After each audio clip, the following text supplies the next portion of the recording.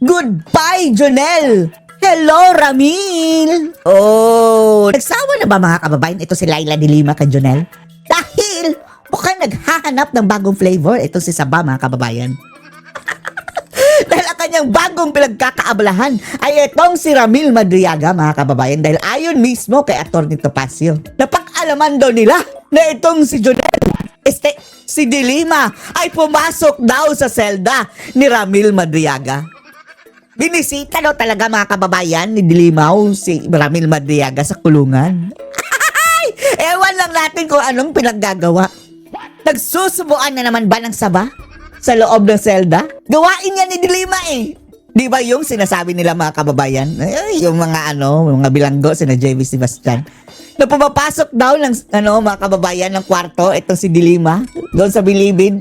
Kasama ang mga bilanggo. Ngayon mga kababayan, si Ramil Madriaga na naman ang pinuntahan. Ano na naman yan? Niluluto ninyo Saba? Nilagang Saba na naman ba yan? Panoorin niyo po ha. Hindi kasi ako makakatulog ng 3 araw dito sa Rodelba. Ramil. Madriaga. Ramil Madriaga na to eh. Nabibuisit Madriaga. Ng Losartan. Pero partner ha, magsingit ko lang, mabigat ha, dinalaw Ay, ni blood Dilima. na. Dinalaw pa ni Hala, Dilima. dinawa ni Kaya Dilima hindi na daw Saba. Jonel, Ramil. Ramil. Ito, banggitin ko lang ito. Wow, Dilimaw. Binigyan ng pinakain ng Saba. Mabilis sa inyo ha. Diyos ko Lord, Kami sa Ramil. Duterte Youth Party List, more than 10 years na namin kasama. Nagkakainan na naman ba ng Saba si Ramil Madriaga at si Dilima? Si Mayor Sara Duterte, Mayor Rodrigo Duterte, Vice President Sara Duterte, Pangulong Rodrigo Duterte. Oh. Pag kami napunta sa Davao o sa Malacanang o sa mga opisina nila, normally, kami, hindi agad namin kilala yung mga abogado doon, mga politiko, pero kilala kami. Yusek Cardema, Congresswoman Cardema, binabati kami. Pero, pag patungkol sa Armed Forces of the Philippines at Philippine National Police, mga PSG, VP PSG, mga nakadetail sa Malacanang sa Davao, kilala namin karamihan yan. Kasi pag napunta kami doon, sasaludo pa yan. Sir, kamusta po? Report po namin kayo, laban lang po sa NPA. Kasi nga, kami lumalaban sa Kongreso, laban sa NPA. Kaya, karamihan ng mga security detail ng Pangulo sa PSG at ni Vice President Sara Duterte sa VP PSG, kahit nung mayor pa siya sa Davao City, kilala namin karamihan yan. Yung Duterte Youth Party List, yung 3 congressman na dapat nakaupo ngayon, isa nag-aral sa PNPA, isa nag-aral sa PMA, yung isa taga-UP, government troops kami. Hindi namin kilala yung Rodel Madriaga na yan, na bigla na Ramil. lang, Ramil ba? Ramil Madriaga na yan, na bigla na lang lumabas. Itanong mo kay Dilimaw dahil pinuntahan na ni Dilimaw, hindi na Jonel kundi Ramil. Wow! Tinawagan agad namin yung mga members ng Duterte family. Sabi, parang hindi rin namin kilala yan eh. Kahit yung mga security, mga dating PSG commander, Yusek, hindi namin kilala yan. Dininay, sir eh. So, pinasa namin yung statement niya, yung affidavit. Diba? I am Ramil Madriaga. Ako si Ramil, ang kapalit ni Jonel. Took up the College of Law from 91 to 95 at San Sebastian. Doon pa lang, I took up the College of Law eh. College? So, ano to? I graduated but did not pass the bar. I work in NSC, National Security Council, and ISAF from 2001 to 2015. ISAP. Doon pa lang ma-realize nyo kung taga-military kayo o Naalala natin yung ISAP na ginamit ni mga kababayan ni Admiral Lisa doon sa extraction, di ba? familiar kayo sa military at police. Paano nangyari na nagtatrabaho ka sa National Security Council tapos nagtatrabaho ka pa sa Intelligence Service Armed Forces of the Philippines? Eh, hindi ka nga parte ng AFP eh. Hindi parte. Wala siyang ranggo Wala siyang sa armed karapatan. forces kahit private Hindi nga kilala. o corporal.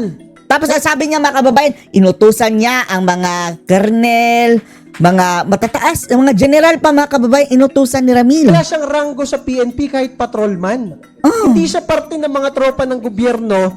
Security guard lang siya mga kababayan. Apparently, ang meaning pala ng PSG, Presidential Security Guard. Yung gusto niyang ipalabas mga kababayan. Si Ramil. nakapalit ni Jonel. Sinasabi niya na nagtatrabaho siya sa Armed Forces of the Philippines at sa NSC. Pangalawa, I worked in the NSC NBI from 2018 to 2020. Paano nangyari nagtatrabaho ka sa National Security Council tapos nagtatrabaho ka rin sa NBI under ng DOJ Kalokohan! doon sa 2 taon na yon? Kalokohan. Anybody na familiar sa government service, alam nyo na agad sinungaling eh. Pangatlo, Sinungaling si Ramil. 2018 to Kapalit ni 2021, Jonel. I work in the NSC, National Security Council, PSG, Presidential Security Group, and GHQ, General Headquarters. Ang daming kabaliwan, Yun, mga kababayan. yun yung same date nung nagtatrabaho ka sa NBI. So nagtatrabaho siya sa 4 na ahensya ng gobyerno. Oh, at the same time. Imposible yun. Kakaibang When you work Jonel, sa ito si PSG, Ramil. Separate unit ka na ng armed forces. Kasi pag nagkaroon ng kaguluhan sa bansa, nakadepensa lang kayo sa Pangulo. So yung sinasabi niya, nagtatrabaho siya sa PSG, sa GHQ, sa Camp Aguinaldo, sa Liar. NSC, sa Viluna, at sa NBI, sa Maynila, sabay-sabay. Ang daming Doon kagunggungan, no? palang niya na Addict, abnormal tong tao na to. addict siguro yan si Ramil, no? Talagang ma-high blood ka sa ano. Tapos, binisita pa ni Dilima, mga kababayan. Diyos ko, Lord. Saba. Oh, pangatlo, at the start of the 2016 election campaign, then Congressman Roy Logoles introduced me to the Duterte family to provide political and security advice. Pare, mapapainom talaga ako ng losartan eh. Una, si High Congressman blood ka Roy dyan. Logoles, yung binanggit niya, patay na, kaya hindi mo ma-verify kay Roy Logoles. Pero Tigok na. nagsalita si Maluti Kia, Chief of Staff ni Roy Logoles, hindi rin daw niya kilala yan. O, dun pa lang, di ba? Pangalawa, inarekomenda ka nung patay na congressman sa Duterte family para ikaw ang mag-provide ng political and security advice kay Mayor Duterte. Pare, veteran politicians yung mga Duterte. Ang tatay ni Pangulong Duterte, gobernador na 1950s, 1960s. Cabinet secretary na 1970s. Ang anak, mayor, long-term, naging congressman, naging presidente pa. Tapos, ikaw ang magbibigay ng political advice dito sa political family na ito. Tapos sinasabi mo dito, ikaw rin ang pinagbibigay ng security advice. Sa dami ng general ng Armed Forces of the Philippines na na-assign sa Task Force Davao, ikaw na walang ranggo sa AFP o PNP, ikaw ang magbibigay ng military advice. Oh, I was also assigned to form groups that would support President Duterte's candidacy for president. Yan yung mga isang tao lang nag-volunteer ako tapos sinasabi na niya siya na yung nagtumulong, di ba? When Duterte was elected president, he ordered me to serve as counterintelligence agent for the National Security Council. Talaga namang Police, kontrolado mo kung siya. may baseball bat ka nga naman talaga, mapapalo mo sa ngipin at sa pagmumukha niya to eh. Nung naging presidente si Duterte, inutusan ka? Masabi ko sa inyo, ang presidente ng Pilipinas, napakaraming sekretary, napakaraming undersecretary, napakaraming assistant secretary, at napakaraming general sa Armed Forces at sa PNP. Maliban pa sa napakaraming opisyal galing PMA at PNPA, ikaw na walang ranggo sa AFP at PNP, ikaw ang inutusan for counterintelligence. Putang ina. Pangatlo, basahin ko lang kasi baka makalimutan ko. During that time also, I was instructed to provide intelligence information for President Duterte's Oplan Double Barrel. Nandiyan si Chief PNP Bato, graduate ng Philippine Military Academy at napakadaming graduate ng Philippine National Police Academy, FBI Academy sa US. Ikaw ang inutusan ng presidente mag-lead sa intelligence information? Putang ina talaga. Mapapamura ka talaga. Pangatlo, sometime in 2018, I was formally assigned by President Duterte to work for the Presidential Security Group. Masabi ko sa inyo, kahit pulis at sundalo ka, kahit graduate ka ng Philippine Military Academy at Philippine National Police Academy o Officer Candidate School, hindi ka agad makakapasok ng PSG kung hindi ka mag-VIP training sa PSG mismo. Wala dyan yung mag-outsource sila na, ayun, pwede yung nagtitinda, mukha kasi nagtitinda ng ano to sa kanto eh. Ito, pwede na tong PSG. Paano mangyari yun? Diba? Oh, pang-apat, in 2018, I was introduced by President Duterte to his daughter, Davao City Mayor Sara Duterte, and likewise tasked by the President to provide intelligence gathering involving politics, law, to Mayor Sara Duterte. Law, abogado yun. Siya pagsaksa. Pare, abogado si Rodrigo Duterte, abogado si Sara Duterte. Pagsaksa pare. Napakaraming abogadong nakapaligid sa kanila. Yung pagsaksa. Ikaw ang inutusan mag-provide ng legal advice kay Sara Duterte. Alam mo talagang sinungaling eh. And also, intelligence regarding politics. Ikaw na hindi pa nananalo kahit barangay chairman, ikaw ang magpo-provide ng political advice sa mga veteran politicians, mga Duterte. O ito, bilisan ko na lang po ha. We were able to register ISIP Pilipinas at the SEC with me as national convener. Madali lang yan. Kahit pumunta kahit sino sa atin sa SEC, mag-register na ako ang head ng Walang Isip Pilipinas. Oh, ayun, ikaw ang chairman nun. Ano yun eh? Non-stock, non-profit. Ito pa, masabi ko sa inyo, talagang mapapadagdag ka ng dosage na losartan. When Mayor Sara Duterte won as Vice President, I was tasked to form the Vice Presidential Security and Protection Group. Walang nga. Sa dami-dami ng general ng Armed Forces at PNP at mga opisyal na nakapaligid sa kanila galing PMA at PNPA, ikaw na walang ranggo, ikaw ang pinag-form ng Vice Presidential Security Group. Pare, kahit colonel ako, kahit general tong mga katabi ko, hindi kami makakapag-form ng isang unit ng Armed Forces kung hindi kami inutusan ng DND. And that is the truth. Si Secretary Lorenzana noon at si AFP Chief of Staff Centino ang nag-form ng Vice Presidential Security Group para pag alis nila, merong separate unit na magpoprotekta sa Vice President. Hindi ikaw, Mr. Madriaga, ang nag-form ng VP Security Group. Ito po, last na. Colonel Nolasco, who was the head of the Presidential Security Group Training School, was my student. Yung head ng PSG school, estudyante mo, saan mo estudyante? Eh, siya na nga ang head ng school. I was introduced, I recommended Colonel Raymond Lachica to head the VP PSG. Kahit nga general ka, magrekomenda ka, hindi ka basta papansinin agad ng PSG eh. Sino ka para mag-recommend? O, ito, tapusin ko na dahil ang daming kalokohan dito. O, around December 2022 at around 1:30 p.m., I stayed with Colonel Nolasco and Colonel Lachica when vehicles with 4 duffel bags of money arrived. Alam mo yung oras, 1:30. Pero hindi mo alam yung araw. At around December 2022, 1:30 p.m. Ano yun? Yung buwan alam mo pero yung araw hindi mo tanda. O, ito po. During my meeting with Attorney Mans Carpio, I was tasked to pick up money and everything. Masabi ko sa inyo, for the longest time since Vice Mayor si Sara Duterte, Mayor at Vice President, hindi nagsasama ng staff member si Attorney Mans Carpio at si VP Sara para walang conflict of interest. Private sector lang si Attorney Mans and si VP Sara kahit Vice Mayor pa lang, iba yung staff niya. Kaya kung sinasabi mo, pinagkakatiwalaan ka ng Pangulong Duterte, tapos staff ka ni Sara Duterte, inuutusan ka ng asawa, definitely alam sa Davao at sa Malacanang na hindi totoo yun. Lastly, ito na lang ang sabihin ko sa inyo.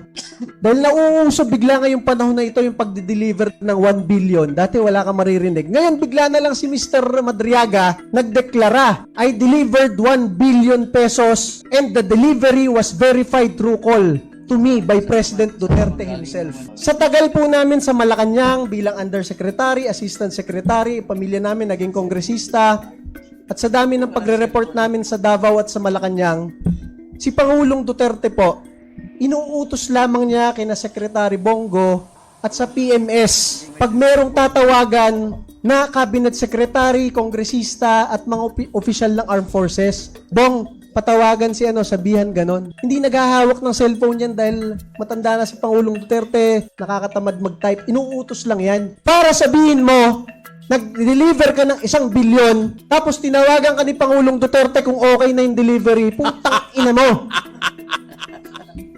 Lastly, masabi ko sa'yo, Mr. Madriaga, ang dami mong kaso ng kidnapping for ransom, kaya ka nakakulong. Yung dinedeklara mo na San Sebastian Law ka, ano ngayon? Grade 6 lang si Vice President nung nandun ka. 12 years old. So, lahat ng claims mo ngayon, alam namin, either inventong-invento mo o pine-pressure ka para i-file mo yan sa ombudsman na final mo nung isang araw, lahat yung kalokohan. Ang ina mo. Okay. Maisingit ko lang, Sige po. Katulad ko pareho kami ni Speaker Romualdez, mahilig sa singit eh. Yung 1 bilyong yan, naalala ko yung claim ni Montulfo na nakaiwan daw ng 1 bilyong piso. si Pangulong Duterte sa Malacanang. Alam nyo, hindi naman po inaust si Pangulong Duterte. Peaceful transition of power. Paano ka makakaiwan ng 1 bilyon? Kung Mayo pa lang, alam mo nang matapos na yung term mo eh. Kung meron may 1 billion granting without conceding may 1 billion doon, hindi may uwi mo yun. Ang tagal ng panahon para may uwi mo 1 billion. Kung siguro 1,000 piso, 2,000 piso nakalimutan mo sa drawer, pwede. 1 billion! Alam niyo ba kung gaano karami 1 billion? Yung 1 milyon piso, ganyan, mga ganyang kalaki, di ba? Mga 12 inches, more or less, yung haba. 1,000 ganon ang 1 billion. 1,000 na 1 milyon. Nakalimutan mo? Hindi mo napansin? Ay, yan ang mga tiradang Ano lang, boss, 1 bulag minute eh. lang. Ito. 1 minute lang, boss. Alam mo si Montulfo, anak niya sa labas yan si Madriaga eh. Sige po natin yung 1 minute and then we'll acknowledge Dr. Lorraine. Yes po, 1 minute lang po. Alam niyo kung ba't ako nagagalit? Una, hindi talaga kilala yan sa PSG, VP PSG, sa security detail ng Pangulong Duterte at Vice President Sara Duterte. Ang dami nagte-text sa amin sa Duterte Youth Party List. Sir, sabihin niyo nga hindi namin kakilala yan. Puro opisyal. Galing PMA at PNP. Sir, hindi namin nakilala yan o kahit kailan. Yung kaisa-isang picture niyan, nakatabi na solo si Vice President, yan yung inauguration ni ma'am, na 1,000 taga Davao audience ang nagpa-picture sa kanya isa-isa. Yun lang yun. And pangalawa, talagang ang Duterte Youth Party List, nakakuha ng pinakamalaking boto ng ating mga pulis at sundalo, gusto lang ipaabot ng ating mga pulis at sundalo na hindi man lang namin naging kasama yan, kahit private sa armed forces, kahit patrolman sa PNP, huwag niyang sabihin na kung ano-anong claims niya sa buhay dahil kalokohan alam ng lahat ng security agencies ng ating bansa, Mr. Madriaga. Pero alam mo ba kung anong dinala ni Laila de Lima nung dumalaw kay Madriaga? Saging na saba. Alam naman po natin, di ba, judging by the affidavit that it will not stand legal scrutiny, even more perhaps psychiatric assessment, hindi rin magsastand yan. Baka nasiraan for staying under de Lima's wing. Just a speculation from any one of you, dun particularly dun sa Vince, telling na mali yung finid ko, what could have happened between the President and himself dun sa possible na conversation kaya na nangyari? That's why he actually, during the BICAM was enforcing na dapat ibalik yung amount na gusto niya. What could have happened? What kind of conversations and ano yung naging purpose doon kung bakit sabi ito okay na to, that was what they submitted, and eventually ngayon naman sasabihin mali yun, dapat ito yung tamang amount and all. Kung may speculations lang kayo. May I comment on that? Sure po. Well, unang-una, kailangan po malaman ng ating mga kababayan kung ano ba yung National Expenditure Program. The upcoming fiscal year, yun po ang National Expenditure Program. This is prepared by the DBM and submitted to Congress for deliberation, acting as the basis for the General Appropriations Bill, which eventually becomes law. So, ibig sabihin, bago ipipresenta yan, every I think sometime in the month of August, after the State of the Nation address, obligado na magsumite ang ating Pangulo ng kanyang inisip na ano ba ang pagpapatakbo ng gobyerno. Magkano ang kailangan na pondo para ayos ang pagpapalakad ng ating gobyerno. So, ibig sabihin, ano ba ang NEP? Bawat departamento ay gumagawa ng kanilang budget kung ano ang mga kailangan ng bawat departamento. So, pagdating yan sa Kongreso, re-reviewin lang. Kaya dapat ang ating Pangulo, kung matalino siya, kung maayos siya, matino siyang Pangulo, hindi pwedeng palitan yung kanyang budget. Sisiin lang ng Kongreso yan, pero pagdating uli sa tinatawag na General Appropriations Bill, yung gusto ng Pangulo na sinabit ni Senate, hindi dapat sana ang tatanggapin niya. Pero kung imamanggay na yan or iba-iba na ang siyempre, aangal dapat ang matino na Pangulo. Di ba? Bakit wala ito? Ito yung, Department of Public Works. Ano ba ang gusto ng Pangulo nung sinabit niya sa Senate? Gusto niya ito ma-address itong mga expenditures na ito na siya yung makapagpabuti sa infrastructure program. Tapos biglang pagdating ng General Appropriations Bill, wala na yung mga gusto niya. So, ibig sabihin, under the Constitution, ikaw ang Pangulo, mayroon kang power of, tinatawag na veto power. Pwede mong harangin yung mga pinaggagawa ng mga congressmen for their own benefit, which is no longer for the benefit of the people in the first place. Kasi ang Pangulo, siya yung naglalatag ng anong maganda para sa taong bayan. Pero pagdating sa kanya, pagbalik ng sinumiti niya, nawala na yung mga gusto niya. At iba na. So paano ako magiging effective na Pangulo to implement my program? Kung binago na ng Kongreso, pagdating sa Balkan, binago na lahat. Kaya, kung matino ka, hindi mo papayagan na ang Kongreso ang magdikta ng gobyerno, magpalakad ng gobyerno. Kaya nga yung mga insertion, dapat aayawan sana ng Pangulo. Pero noong napakinggan natin si Saldico at nasabi na ininstruksyonan si Pangandaman, tapos kinonfirm ng Adrian Bersamin na nag-utos si Marcos na magsingit ng 100 billion, aba, anong nangyari sa kanyang National Expenditure Program? Siya mismo ang nag-violate, nag-giba ng kanyang National Expenditure Program. Kaya hindi matino ang gobyerno. Kung ikaw presidente, baguhin mo. Tapos, mayroon ka palang intensyon na kikita ka pala doon sa insertion mo. Kasi sabi ni Saldico, after na-insert yung 100 billion na pina-insert ni Marcos, biglang nakakuha siya ng kickback na 25 billion at binigay niya kay Marcos. Anong klaseng presidente mayroon tayo? Walang hiya ka ang presidente ka. Sasabihin mo, mahiya tayo, pero ikaw pala ang numero unang walang hiya.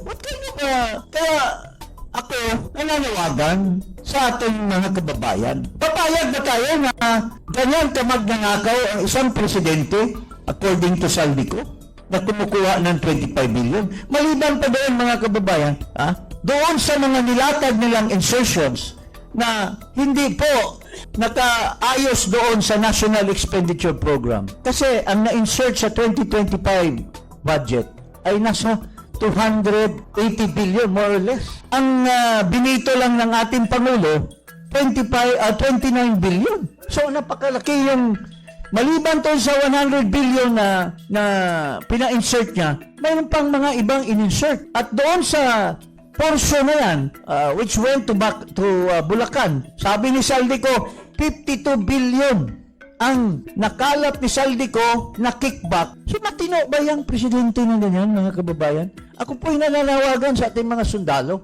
sa ating mga pulis. Matino ba ang ating Pangulo na kumikita sa sariling pera ng mga taxpayers, sa mga naghihirap na taong bayan?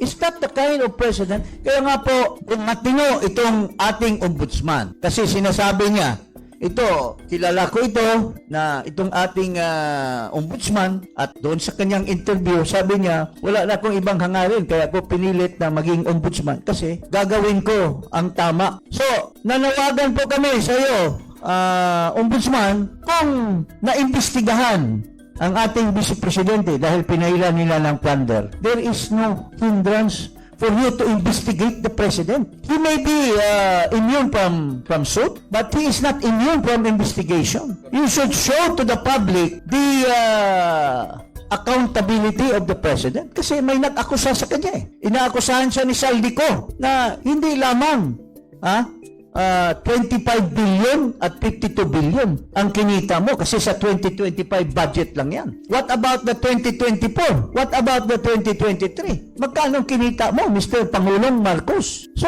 bakit hindi, alam mo, sa ating proseso ng batas, pwede kang magpadala ng isang investigador sa kung saan man si Saldico, pwede mong kuhanan ng deposition si Saldico. Kung ikaw ay talagang masigasig at gusto mong talagang you go to the bottom of the corruption in the country. Kasi wala nang control over you si Marcos Na-appoint ka na. Pareha lang yan sa Supreme Court Once you are appointed, you are no longer within the reach of the appointing authority. You can do your thing for the good of the people. So, yan, pwede mong imbestigan. Pangalawa, sinasabi ni Ping Lacson, hindi daw si Presidente ang nagpa-insert, kundi ginamit lang ang pangalan niya ni Pangandaman. Ginamit niya ang pangalan niya ni Adrian Bersamin. O bakit hindi mo imbestigahan itong dalawa? To go to the bottom, who is telling the truth? Is Marcos telling the truth? Or is it Adrian? Or is it Amina Pangandaman? Lalo na yung Jojo Cadiz na tumanggap ng 1 billion according to Saldico para kay McCoy.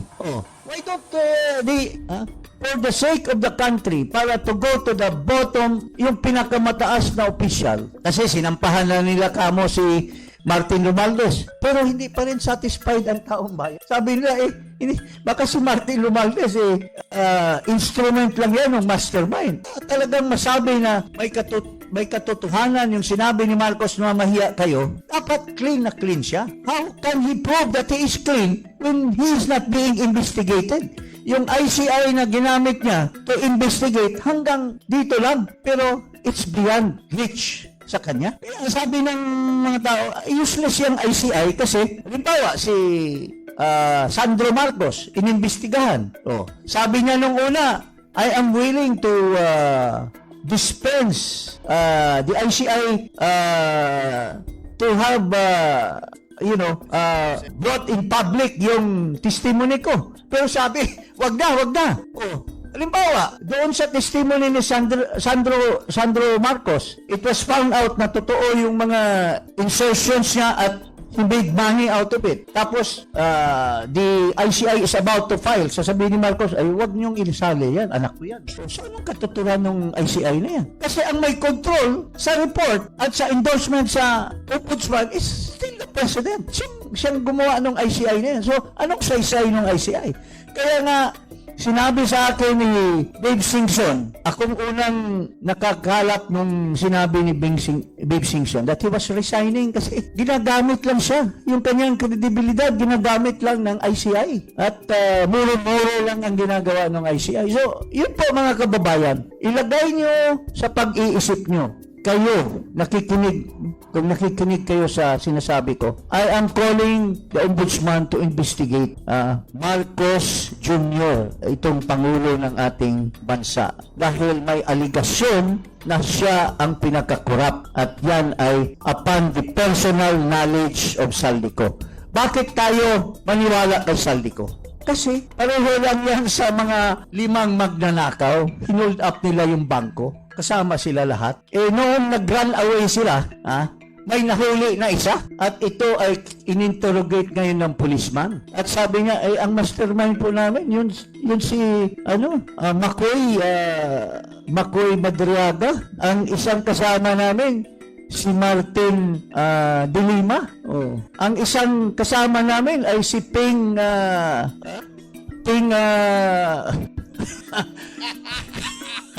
So kung ikaw kasama sa nagplano at nahuli ka, hindi ba yung mga ginawa niyong plano para magnakaw, may katuturan yung sinasabi nito kasi kasama siya sa nagplano at nagnakaw? So, ganoon din. Kung isa sa mga magnanakaw, si Saldico, at nahuli, at siya ngayon ang nagsasabi na si Marcos ang nag-utos sa akin na maglatag ng insertion, hindi ba kakapaniwala si Saldico? Ngayon, ginugulo nila ang usapan. Wala daw nga AI daw yung sinasabi ni Saldico. Wala daw nga hindi daw under oath. Hindi po totoo yan. Personal knowledge and under the rules of the Ombudsman, evidence can be had in any form. Nasa probative value na. Pero para sa akin, napakataas ng probative value nung sinasabi ni Saldico. So, kung karapat-dapat na imbestigahan ito at karapat-dapat na nandyan si Attorney Boying Rimulya, nakuha na niya yung gusto niyang maging ombudsman. Ngayon, dapat nakuha rin yung gusto ng taong bayan na ipakita mo sa kanila yung katotohanan. Yun po ang hinaing ng taong bayan sa ombudsman. Please investigate. Unang-una, si Saldico. Investigate Adrian Bersamin. Investigate Amina Pangandaman. Investigate Jojo Cadiz. Because ito yung magkapagsabi. Wala nang saysayang investigation sa Senate, yung Blue Ribbon . Kasi nagpakita na ng bias si Ping Lacson. Yung ICI, wala namang saysay. Kung imbestigahan mo si Marcos, siya rin ang magde-decide kung tama ba o hindi. So it remains with the ombudsman, mga kababayan. Yun ang last bastion of determining accountability ni Marcos Jr. Yun po ang masasabi natin ngayong umaga. Napanood ko yung statement ni Senator Loren Legarda yesterday. Kasi nakatayo siya at nagagalit siya. Yung na-stop niya, mga kababayan, ang binabalak na insertion. Sabi ni Senator Loren Legarda, bakit pinepuwersa nyo kaming mga senador? Aprubahan niya mga ini-insert ngayon. Ngayong BICAM na ito. When in fact, Harap-harapan, ang no? budget ng Pilipinas, Harap-harapan, mga National kababayan. Expenditure Program, ay pinag-aaralan buong taon. Kada opisina ng gobyerno nagsasubmit ng requested budget sa first quarter. Sa second quarter, titingnan ng DBM kung ginastos nyo ba ng ayos yung budget nyo last year, kung worthy ba kayo dagdagan ng budget. At pagpunta sa Kongreso ng August, ng third quarter at fourth quarter, bubusisiin naman kung may mga anomalya yung mga ahensya ng gobyerno para masabi ng mga taga-legislature na hindi dapat kayo dagdagan ng budget. Napaka masusing Mataas paraan niyang budget ang kanilang system oras. isang taon. Kaya sinasabi ni Senator Loren Legarda kahapon, bakit pinipuwersa nyo kaming magsingit ng budget dito sa BICAM ngayong 2 linggong ito? Dahil ano na nila yan eh. Namihasa na sila, mga kababayan, dahil gawain nila right from the start. When in fact, ang BICAM, kaya ka lang nagkakaroon ng Bicameral Conference Committee para yung pinasang budget bill ng House at budget bill ng Senado, titingnan mo lang kung ano yung magkakaiba ng konti doon.